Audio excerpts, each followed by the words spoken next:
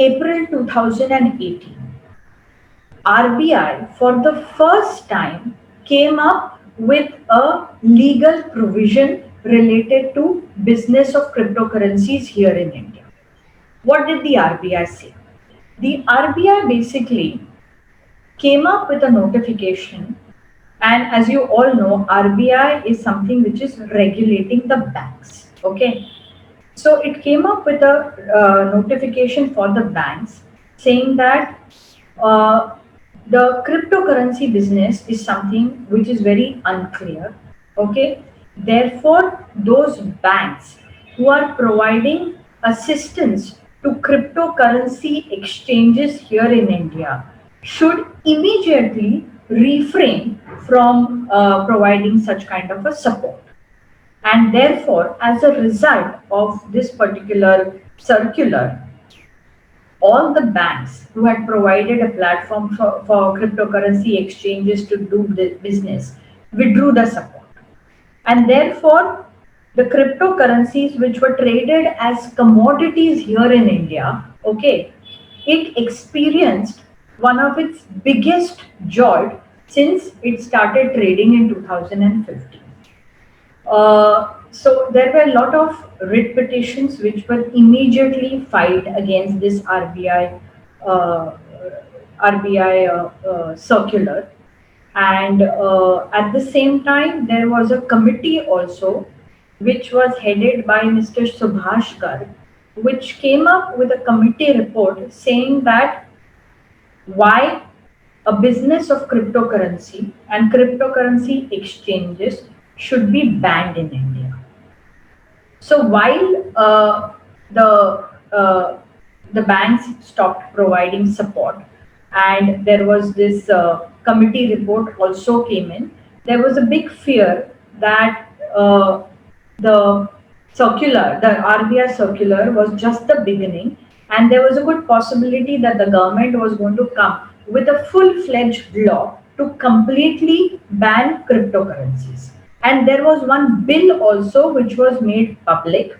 It was a maximum 3 or 4 page document which simply said that cryptocurrencies is something this and cryptocurrency should be banned. It did not provide adequate, what should I say, base or reasoning as to why the government was saying that it should be banned. Thankfully, it was just a bill and it was never introduced in the parliament. So by the time this 2008 RBI circular came in, it of course damaged the entire business, and many of the cryptocurrency exchanges who were here in India, they either started shutting shops or they started shifting their businesses to more crypto friendly countries. So you can imagine the new technology which was just starting to boom here in India had suddenly stopped, and of course investors, and I'm talking about cryptocurrency exchanges who had come up with their own technology and their exchanges, they had to suffer a loss of business. Now, thankfully, 2 years later, that is 2020, February 2020, the writ petitions which were filed in high courts and finally traveled to Supreme Court, the Supreme Court gave a positive ruling. And the Supreme Court said that the particular circular of RBI was in violation of the Constitution.